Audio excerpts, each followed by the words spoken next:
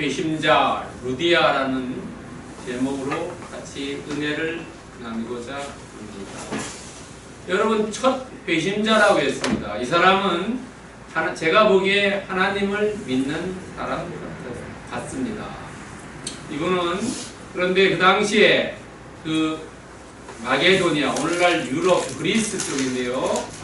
그 지역에 있다가 사도 바울을 만나서 기독교로 예수님을 믿는 믿음으로 전향한 사람입니다. 여러분, 이 사람에 대해서 오늘 우리가 깊이 묵상하면서 또 이 사람을 통해서 정말 우리에게 주고자 하는 하나님의 말씀이 어떤 건지를 찾아보고 또 우리의 삶에 어떻게 적용하면 우리의 삶이 더 풍성한 삶을 살 수 있을까에 대해서 한 시간 동안 알아보겠습니다. 여러분, 우리가 삶을 살아가는데 반드시 필요한 게 있죠. 옛날에는 필요한 걸 뭐라고 했습니까? 옛날에는 필요한 거를 의식주라고 했죠. 의식주. 사람이 사는데 의식주가 필요하다고 했는데 오늘날은 의식주가 아니라 의식주차라고 합니다. 반드시 집집마다 자동차 없는 집이 없지요. 그래서 의식주차라고 합니다. 실은 집보다는 먼저 차를 사지요.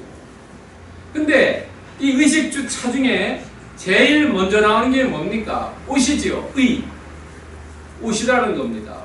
근데 성경에는 최초의 옷이 나오는 게 어디냐면요, 창세기 3장 21절입니다. 아담과 하와가 하나님이 무서워서 숨었지요. 그럴 땐 자기들이 나뭇가지 가렸지요. 그런데 그것은 옷이라고 볼 수도 있고 볼 수도 없지만은, 그러나 옷이라고 성경에서 기술되어 있는 것은 하나님께서 그 두 사람을 위해서 가죽옷을 입혔다라는 것이 처음에 옷의 시초입니다. 그런데 이 옷의 시초인데 가죽옷은 그냥 그대로 어떤 색깔이 없는 그냥 단색 옷이었죠. 그런데 이제 시간이 지나서 보면은 사람들이 컬러를 있는 색을 좋아하더라는 거죠. 그래서 채색 옷이 처음 나온 것은 요셉 때 나옵니다. 요셉이 채색 옷을 입혔지요. 야곱이 요셉을 입혀줬지요. 채색. 그 다음에 오늘 나온 여러분들 자색 장수라 하죠. 자색 장수. 이 자색 옷은 어디에 나오냐면은 사사기 8장 26절에 처음 나옵니다. 이 자색 옷을 입은 사람은 미디안 왕들이 입었어요. 왕의 옷이래요. 이 옷을 입으면은 상당히 부자들이라고, 고관 대작이라고. 여러분, 우리나라의 영화, 조선시대 때 영화를 보면은 왕만 어떤 옷을 입습니까? 노란 옷 입죠. 아무도 노란 옷을 입지 못하죠. 황룡포라는 그것을 입은 사람은 왕입니다. 그러니까 이 나라 서양에서는 자색 옷을 입었어요, 왕들이요. 그래서 이 당시에, 예수님 당시에 그 이후에 지난주에 설교한 그 네로 황제가 있었을 때는 자색 옷을 못 입겠어요. 아무도. 왕만 입어야 되겠다고. 그렇지만은 그 당시에 네로 황제가 죽고 누구도 고관 대작들을 입을 수 있었다고. 이 옷이라는 것을 우리가 보면은요, 옷이 날개라는 말 하지 않습니까? 옷이 날개라고 그러고요. 또 옷이 신분을 표시하죠. 계급도 표시하고요. 왜냐하면은 포멀한 데 가면은 전부 넥타이 매고 하죠. 그러나 포멀하지 않은 데는 넥타이 안 매고 노타이로 하는 게 많지. 우리가 어떤 옷을 입었냐에 따라서 전혀 사람이 달리 보이기도 하죠. 신분에 따라 다르다. 그런데 우리는 크리스찬이니까 여러분들, 크리스찬들은 이 옷이 중요한 게 아니라는 거죠. 우리는 어떤 것이 중요하냐? 우리는 크리스찬들은 그리스도의 옷을 입어야 된다는 거죠. 로마서 13장 14절에 보면 그리스도의 옷을 입어야 된다고. 그럼 그리스도의 옷이 뭐냐? 거룩하고 성결한 옷이에요. 여러분, 로마서 13장 13절을 보세요. 그럼 거기에 정말 우리의 예수 그리스도를 믿기 전의 모습이 나와 있다는 거죠. 과거의 삶, 그런 삶을 우리는 버리고 예수 그리스도의 옷으로 우리는 갈아입어야 합니다. 겉에 있는 옷도 중요하지만 우리의 내면의 옷, 예수 그리스도의 옷, 그것을 입어야 됩니다. 그래야지 우리가 진정한 크리스찬으로서 거듭날 수 있다는 거죠. 그 사람이 거듭났나 안 났냐는 그리스도의 옷을 입었냐 아니면 아직도 교회를 다니는데 세상 옷을 입고 있느냐 보면 알 수 있다는 거죠. 로마서 13장 13절에 보면은 지금 14절 한 절 앞에 보면은 세상의 옷이 기술되어 있다는 거예요. 여러분이나 저는 전부 우리는 예수 그리스도의 옷을 입읍시다. 자, 다음에 오늘 보면은요, 오늘 여러분 사도 바울이 빌립보에서 루디아를 만납니다. 이 사도 바울은 여러분 1차, 2차, 3차 여행을 하는 거 다 알고 계시죠? 사도 바울이 선교를 약 12년을 합니다. 1차, 2차, 3차를 전부 더해보면 12년을 해요. 그래서 한석봉이도 글 쓰다가 10년 공부라고 뭐라 하죠. 10년을 해야 됩니다. 사도 바울도 10년, 12년을 선교를 다녔어요. 그런데 이 두 번째 선교는 2차 선교는 AD 50년부터 52년간 3년을 했어요. 3년을 했는데 이 사람이 여기 예루살렘부터 출발해서 여기 자기 고향 다소를 거쳐가지고요. 쭉 갑니다. 첫 번째 선교한 이고니오니가 이 더베 이쪽 지역을 거쳐서요. 요 드로아에 옵니다. 여기 터키입니다. 드로아부터 이 빌립보까지 약 200km의 거리입니다. 200km의 거리를 이 돌아가지 않고 배 타고 갑니다. 배 타고 가다가 하루길에 다 못 갑니다. 요 사모드라케 섬에 하루에 들려서 여기서 잠을 잡니다.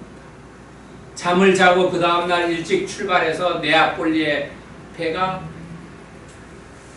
닷을 내리고 여기서부터 빌립보까지 약 16km나 됩니다. 16km 되면 한 3시간 정도 걸어가야 될 거리입니다. 그래 3시간 걸러서 이 빌립보에 도착을 합니다. 그럼 이 빌립보에 도착했을 때 이 빌립보는 과연 어떤 도시냐 하는 거예요. 실제로 이 지역은 요 네아폴리가 더 행정적으로 유명한 지역입니다. 그리고 이 데살로니카는 이 마케도니아 지역의 주도입니다. 그런데 왜 사도 바울이 빌립보로 갔느냐 하는 거예요. 왜냐하면 여러분 빌립보는 어떤 지역이냐면은 이 빌립보에 우리가 역사를 알아야지 이 루디아에 만나는 사건을 이해할 수 있어요. 빌립보는 주전 BC 356년에 이 알렉산더라고 여러분 잘 아시죠? 인도까지 이렇게 큰 그 당시에 대제국을 건설한 그 사람의 아버지입니다.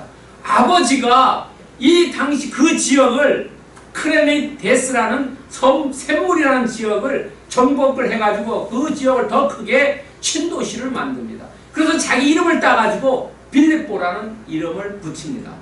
그 다음에 그 세월이 또 한 200년 정도 내려와가지고 167년에 이 나라가 마케도니아가 로마의 어떻게 됩니까? 속주가 됩니다. 식민지가 돼요. 그러다가 또 한 20년 지나서 마케도니아 이 지역을 이렇게 나눕니다. 4개의 지역을. 그래서 제1지역에 편입됩니다. 그런데 이 로마에서 서로 이제 정권 쟁탈전이 벌어집니다. 주전 42년에 이 전쟁 자기네끼리 누가 정권을 잡느냐 해서 율리시즈 시저를 이 당시에 죽여버립니다. 브루투스와 카시우스가 죽여버리고 어디로 도망가냐? 빌립보로 도망을 갔습니다. 그런데 이 빌립보에 도망가 있는데 안토니우스랑 옥타비우스가 두 사람이 편이 돼가지고 이 사람들을 정벌을 해버려요. 정보를 하고 나서 한 10년 정도 지나서 이 두 사람, 안토니우스, 옥타비우스 이 두 사람 중에 한 사람이 권력을 잡아야 돼요.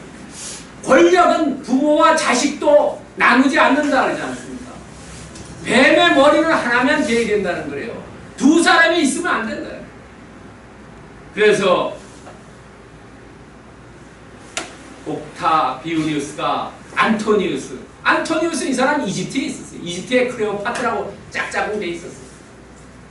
그래가지고 이 옥타비우스가 안토니우스를 제거합니다. 악티움 해전에서 제거해버려요. 그리고 자기가 로마의 초대 황제가 됩니다.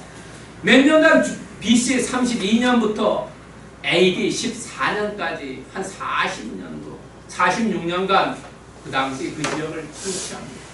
예수님이 돌아가실 때 로마의 황제는 옥타비우스. 이 사람을 어떻게 얘기하냐면 우리 성경에는 아구스도라고 얘기합니다. 아구스도라고 얘기하는 사람이 옥타비우스예요. 이 사람이 이 빌립보에 자기에게 충성해서 자기가 권력을 잡았을 때 권력 잡는데 일조한 사람들, 그 사람들을 오늘날만 선거의 농공행상이라고 보면 됩니다. 퇴약한 군인들을 전부 빌립보에.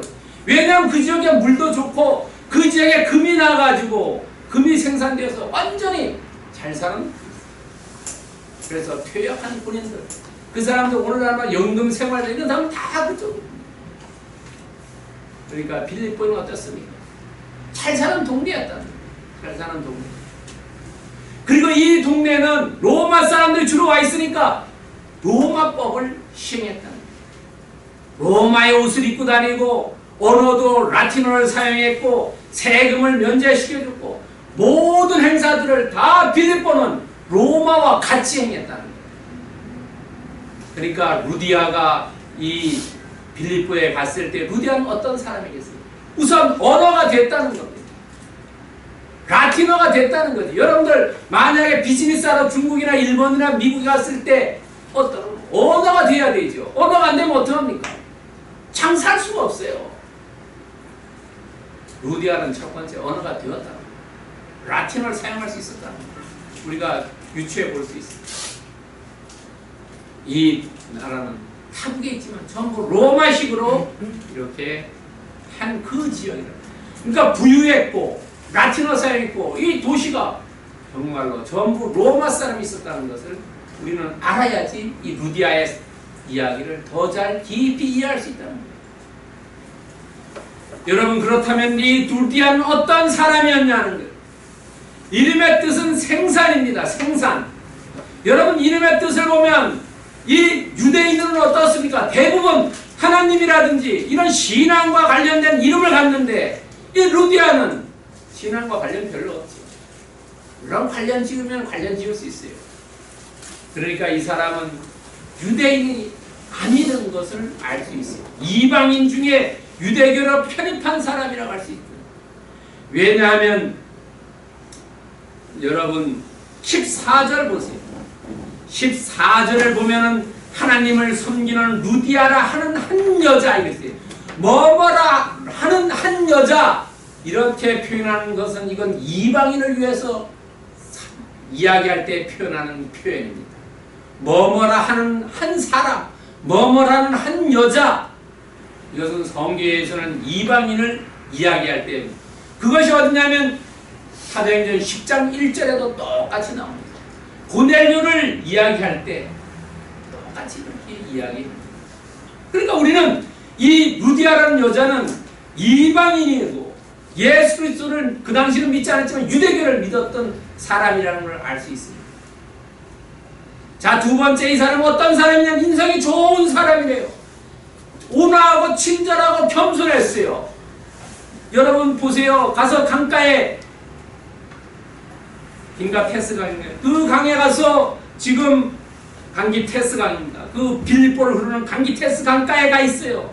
거기서 지금 기도하려고 해요. 그런데 외간 남자가 와서 말씀 전한다 할 때 그것을 억셉트 해줬다. 온화했다. 친절했다는 거죠. 그리고 나중에 자기 집에 묵게도 했지요. 겸손했다는 거죠. 신앙심이 있었다는 겁니다. 왜냐하면 이분들이 강기테스 강가에 가서 모여 있을 때 사도 바울을 만나지 않습니까? 왜 강가에 가서 만나느냐는 거예요. 여러분 왜 강가에 갔다고 생각합니까? 이 당시에 이 사람들이 회당에서 사람들이 모일 때 구약에서 유대교 사람들은 반드시 회당 들어가기 전에 손을 씻었다. 정결례를 했다고 합니다. 우리나라도 그렇죠. 우리나라도 제가 어릴 때 저희 집에도 제사 지낼 때 오면 12시에 일어나가지고 반드시 어릴 때도 찬물에 세수하고 들어가서 제사 지내는 똑같은 거예요. 정결례를 한다. 안식일을 지키기 위해서 강가에. 여러분 이 유대민족이 바벨론 포로가 됐을 때 오늘날 이라크에 갔을 때 어떻습니까? 그 사람들이 시편에 보면 강가에 가서 눈물을 흘렸다. 그발 강가에서 에스라 보면은 그발 강가에 가서 자기들이 눈물을 흘립니다. 강가에 가서 모여서 있다는 거죠. 왜냐하면 거기서 정결례를 갖추고 그리고 기도했다는 거예요. 이 사람들이 강가에 간 건 바로 그 이유입니다. 사도 바울도 강가에 가서 기도처를 찾았다고 합니다. 그 기도할 곳이 뭐냐면 프로시케입니다. 프로시케라는 것은 기도할 장소를 얘기해요. 오늘날만 예배당을 얘기하는 거예요. 안식일날 모였다는 것은 정말로 투철해요. 그리고 리더십이 있었다는 거죠. 왜냐하면 세례를 시켜요. 그 집안에 여러분 15절 보세요. 15절에 그 집이 다 세례를 받았다. 이 집이 세례를 받았다는 것은 가족이 세례를 받았다는 게 아닙니다. 그 사람, 이 사람은 장사하시는 옷감 장사입니다. 그 밑에 식솔들을 또 있고. 여러분 생각해 보세요. 오늘 대기업 회장이 어디 세일 갈 때 혼자 갑니까? 밑에 있는 식솔들 데리고 가는 거죠. 사람들 데리고 가요. 영어 성경 보면 패밀리라고 나오지 않습니다. 하우스 홀드로 표현되어 있어요. 여러분 다른 데 보면은 이 지금 16장 뒤에 보면은 빌립보 간수한테 간수가 뭡니까? 사도 바울과 실라한테 그 세례 받을 때는 그 집안이 온통 집어갈 때 거기서는 패밀리라고 나와요. 그리고 이 사람은 탁월한 사업가다. 부를 많이 줘요. 돈 많이 벌었다는 거죠. 자기 집을 가지고 있는. 그리고 혼자 살았다는 거예요. 가족 얘기가 전혀 없어요. 그리고 생물 언제 살았고 언제 죽었다는 얘기도 없습니다. 독신의 삶을 살아요. 그리고 이 사람은 어떻습니까? 마지막에 여러분 요한계시록에 나오는 두아디라 교회를 만들었다고도 추측해 볼 수 있어요. 이 사람이 사도 바울을 만난 이후에 그 이후 그 빌립보에서 자기의 사업을 다 마친 후에 고향 땅에 돌아와서 교회를 세우고. 여러분 제주도 출신들이 어떻습니까? 일본의 제일 동포들이 제주에다 자기 고향에다가 회관, 마을 회관도 지어주고 이러죠. 그건 똑같다는 거죠. 성경에 나오지 않습니다. 우리가 추측해 볼 수 있어요. 왜냐하면 요한계시록은 AD 90년 이후에 쓰였어요. 사도 바울은 두아디라 교회에 보낸 편지가 없어요. 다른 데는 빌립보, 고린도, 에베소서 전부 보내는 편지가 있어요. 자기가 개척한 교회. 그러나 이 교회는 루디아가 개척한 게 아닙니다. 자기의 신앙에 대해서. 여러분 그렇지 않습니까?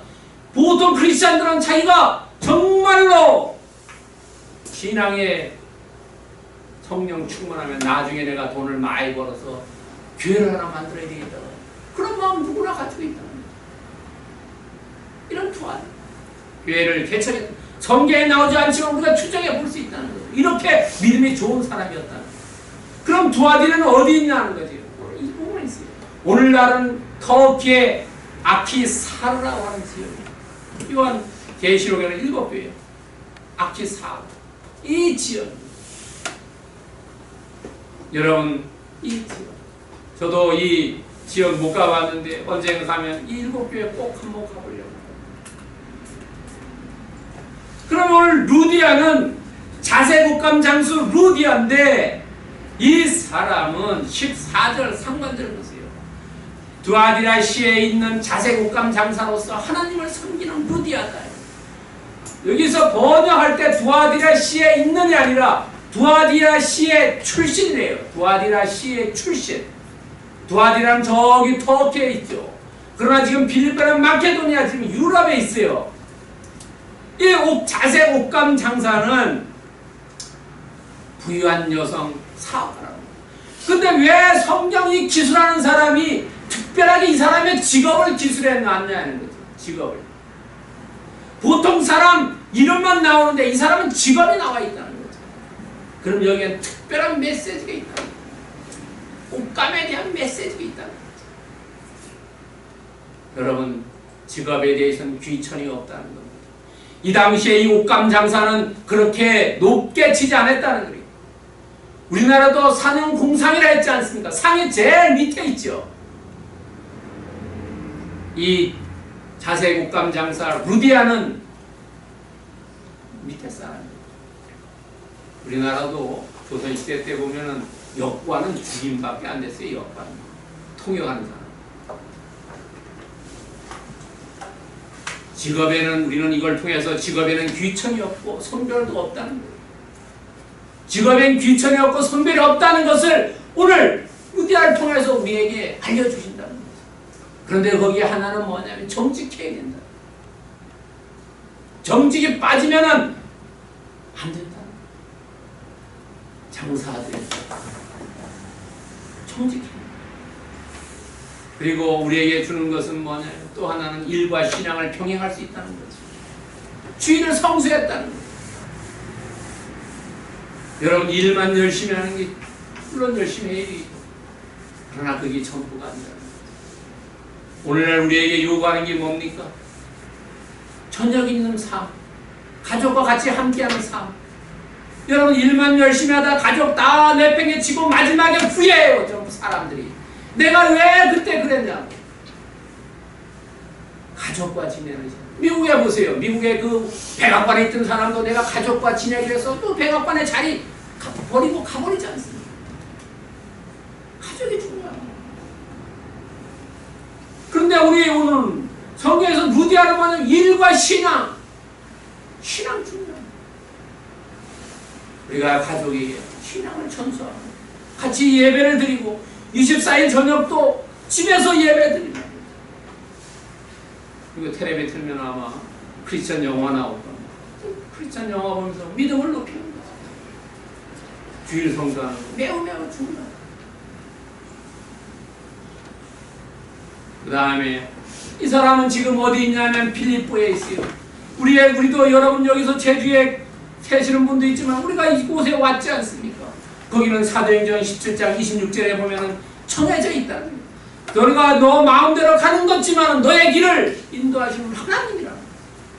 하나님이 섭리가 거주의 경계를 정해준다. 이 여자 약 2,000km 떨어져 있는 이 거리, 엄청나게 먼 거리를 주님 보내주십니다. 예.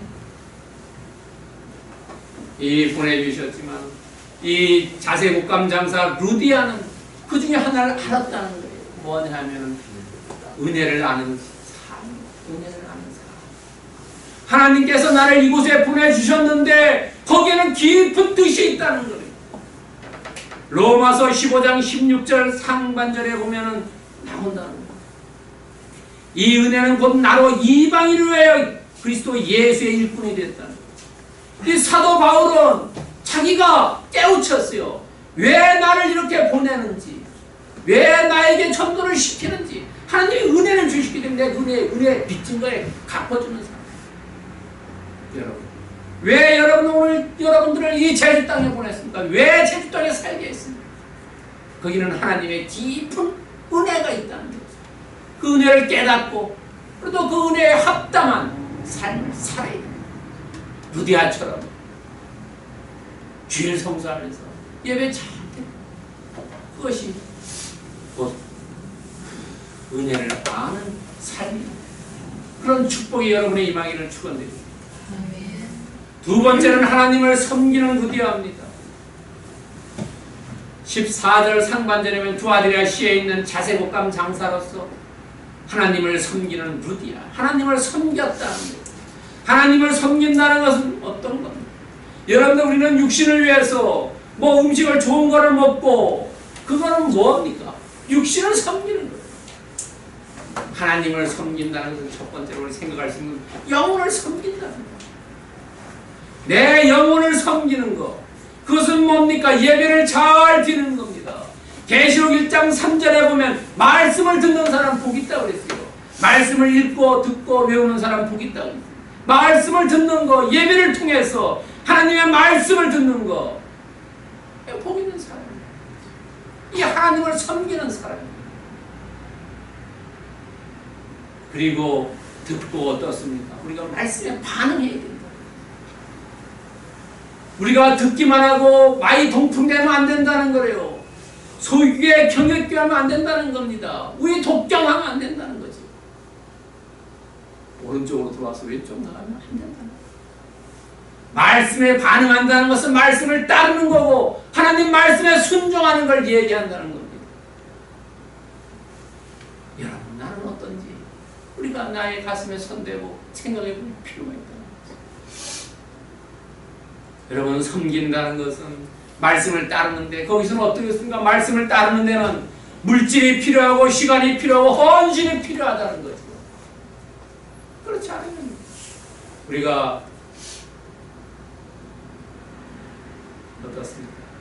뭐 말로만 하는 거, 말도 천냥빚을 갚는다 하지만 말로 그거 한 번이죠. 그거는 계속 그러면 어땠습니까? 저 사람 립서비스한 사람이라고 별로 신용 안 하지요. 안 그렇습니까? 그러니까 물질과 시간과 헌신이 필요한, 이게 섬기는 거죠. 하나님을 위해서 필요해. 사람도 그렇죠. 여러분, 우리는 은혜로운 삶, 그것을 알으면 어땠습니까? 하나님을 섬기는 삶을 살아야 됩니다. 로마서 14장 18절에 보면 그리스도를 섬기는 자는 하나님을 기쁘시게 하며 사람에게도 칭찬을 받는다. 그리스도를 섬기는 자는 하나님을 기쁘게 합니다. 그럼 어떻게 하면 하나님을 기쁘게 하느냐? 그거 생각하면 된다는 거죠. 내가 이 일을 하면 하나님이 기뻐할까? 기뻐한다고 생각하면 하면 되죠. 그게 섬기는 일이에요. 어려운 게 없습니다. 간단합니다. 하나님을 섬기는 삶. 오늘 예배에 나온 모든 분들은 정말로 하나님 잘 섬겨서 하나님으로 하나님의 기쁨을 드리는 그런 삶을 사시기를 축원드립니다. 세 번째는 주를 믿는 자인 루디아입니다. 오늘 15절 하반절 보세요. 만일 나를 주를 믿는 자로 알거든 협박하고 있습니다. 루디아가 사도 바울을 협박하고 있어요. 내가 당신한테 세례받았지 않나? 우리 식솔을 전부 세례받았지 않나? 야, 당신이 만약 나를 주를 믿는 자라 생각한다면 우리 집에 머물러라. 그런데 바울이 주저주저합니다. 왜 주저주저 했겠습니까? 바울은 원래 기본적으로 자비량 성격입니다. 그리고 자기 혼자만 있지 않아요. 여러분, 11절부터 15절 사이에 우리라는 단어가 3번 나옵니다. 바울이 나라고 얘기하지 않습니다. 3인칭으로 이 문장을 써야 했지 않아요. 우리라고 써야 했습니다. 그럼 이 사도행전을 누가 썼습니까? 누가가 썼다는 거예요. 그럼 누가가 있고 또 누가 있습니까? 지금 바울이 있고 또 누가 있습니까? 그 빌립보 감옥에 갇힌 실라라는 사람이 있습니다. 그 다음에 또 누가 있습니까? 같이 데리고 온 디모데가 있어요. 적어도 4사람의 남자가 있어요. 이 루디아는 혼자입니다. 그러니까 여러분 생각해 보세요. 혼자 있는 여자가 그 리더가 남자 4명, 외간 남자 4명에 들어오라고 하니까 이거 갈까 말까 망설이죠. 망설이니까 협박하는 겁니다. 뭘로? 신앙으로. 만일 나를 줄 믿는 줄 알거든 들어가. 그래서 어떻습니까? 사도 바울이 들어갑니다. 왜냐하면 주를 믿는 자는 타인 영혼에 관심이 있기 때문에 그래요. 만약에 내가 들어가지 않으면 이 사람이 실족해 버릴까봐 사도 바울이 훔치고 들어가는 거예요. 타인 영혼에 관심 갖는 거예요. 우리가 예수 믿는 자로서 다른 사람에게 전도하는 건 왜냐하면 타인 영혼에 관심이 있기 때문에 한다는 거예요. 두 번째는 뭐냐면 주를 위한 자들에게 편의를 제공한다는 거죠. 주를 믿는 자는. 같은 크리스찬 뭡니까? 형제 자매들을 위해서 도와준다는 거예요. 11명이요. 11명, 4명을 적어도 유속시켰다는 거예요. 여러분, 그리고 오늘 읽지 않았으면 그 16장 40절 한번 보세요. 40절 보면 바울과 실라가 교도소에 갇혔다가 나옵니다. 나왔을 때 갈 데가 없어요. 어디를 갑니까? 이 루디아 집을 갑니다. 루디아 집을 가는데 거기에 만나는 사람 있죠. 만나는 사람을 뭐라고 표현했습니까? 형제들이라고 표현했지 않습니까? 바로 그것이 이 빌립보 교회가 유럽에서 첫 번째 교회가 됐다는 것을 의미하는 겁니다.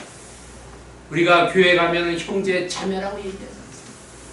어디에도 빌립보 교회가 첫 번째 만들어졌다는 것이 안 나와요. 우리는 바로 16장 40절을 보고 추정해 볼 수 있다는 거죠.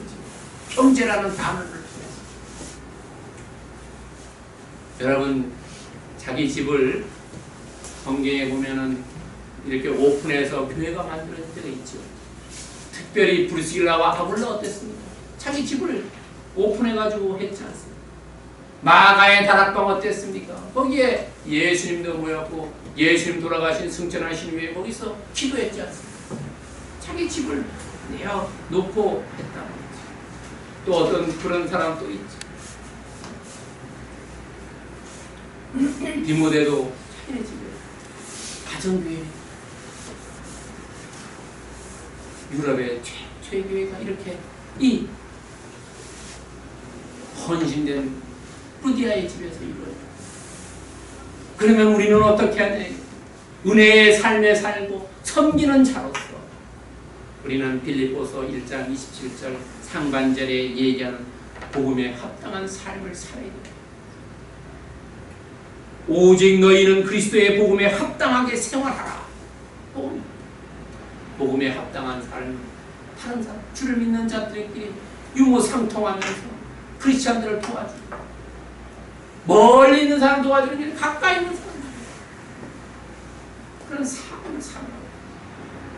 루디아처럼 감옥에 갔다가 나온 사람 내가 몰라라 할 수 있어요. 왜냐하면 그 당시에 연좌제에 걸려갈 수도 있어요. 그러나 그런 두려움 멀리 받아주고 복음에 합당한 삶을 살아요. 그렇다면 오늘 핵심 메시지는 뭐냐 하는 거죠.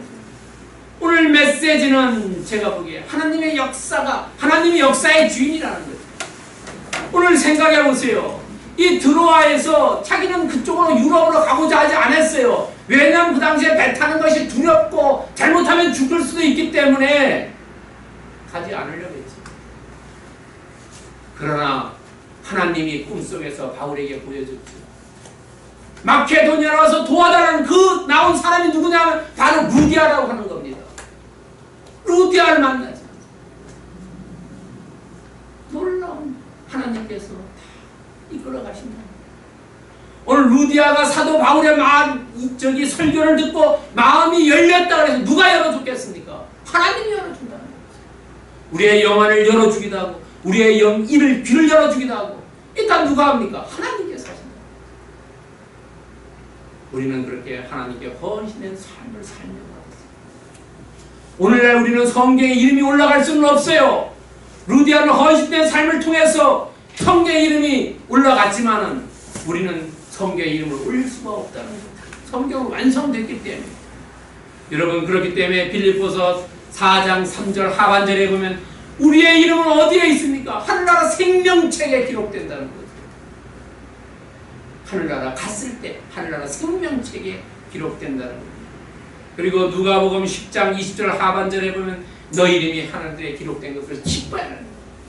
우리가 열심히 주님을 위해서 섬기고 복음에 합당한 삶을 살면은 생명책에 기록되고 그것을 기뻐하라는 거예요. 그럼 어떻게 하면 우리가 그렇게 할 수 있느냐 하는 거죠.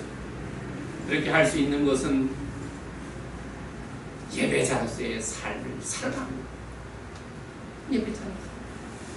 로마서 12장 1절 우리가 참 거룩한 산채상 우리 몸을 드리고 우리가 영적 예배를 드리는 거예요. 예배자로서 어떻습니까? 주일 성수 잘 예배 잘 드립니다. 우리야도 비록 회당이 없어 가지 못했지만 강가에 가서라도 기도했던 것처럼 예배자로서 우뚝 서라. 두 번째는 전도자로서의 삶입니다. 너희가 한 마음으로 한 뜻으로 복음의 신앙을 위하여 아니지. 그러나 너는 모든 일에 신중하여 고난을 받으며 전도자의 일을 하며 내 직무를 다하라. 디모데후서 4장 5절 말씀입니다. 전도자로서요, 나에게 온 이 복음을 다른 사람에게 전해. 그 일은 어떻게 하면 신중하게 해야 되고 고난이 있을 수 있다는 거예요. 그러나 전도자의 일을 해라. 나만 하지 말라. 세 번째는 뭐냐면 협력자. 빌립보서 1장 27절 하반절에는 너희가 한마음 한뜻으로 서서 복음의 신앙을 위하여 협력하라는 거죠. 혼자 하면은 별로 힘이 안 된다는 거예요. 두 사람, 세 사람, 여러 사람이 모여서 협력하라는 거예요. 여러분, 우리나라만 있는 떼창이라는 건 우리나라만 있다고. 그렇지만 아름답지 않아요. 여러 사람이 같이 하기 때문에. 전도도 혼자 하는 게 아니라 우리가 여러 사람이 같이 협력해서 이루어져요. 오늘 예배도 그렇죠. 찬양인도 또 촬영하는 말씀 전하는 촬영 같이 하는 우리가 협력해서 그럼으로써 우리는 이런 삶을 통해서 우리가 추구하는 건 그리스도의 일꾼이 되는 거죠. 고린도전서 4장 1절 상반절에 보면 사람이 마땅히 우리를 그리스도 일꾼이요 하나님의 비밀을 맡은 자. 사람이 마땅히 우리를 그리스도 일꾼이라고 여겨져요. 우리는 이 땅에서 삶은 오직 그리스도의 일꾼으로서 내가 맡은 것에 충성하는 삶을 살라. 그런 축복이 여러분의 임하기를 축원드립니다. 아멘. 기도하겠습니다. 사랑하는 하나님 감사합니다. 하나님 아버지, 오늘 말씀을 통해서 귀한 깨달음을 주시니 감사합니다. 우리도 루디아처럼 살기를 원합니다. 하나님, 그러나 육신은 원이로 돼 우리가 아직 거기에 따라가지 못합니다. 우리가 따라갈 수 있도록 도와주시고 허락해 주시고 능력을 입혀 주시옵소서. 감사드리며 우리를 원하신 예수 그리스도의 이름으로 기도드립니다. 아멘.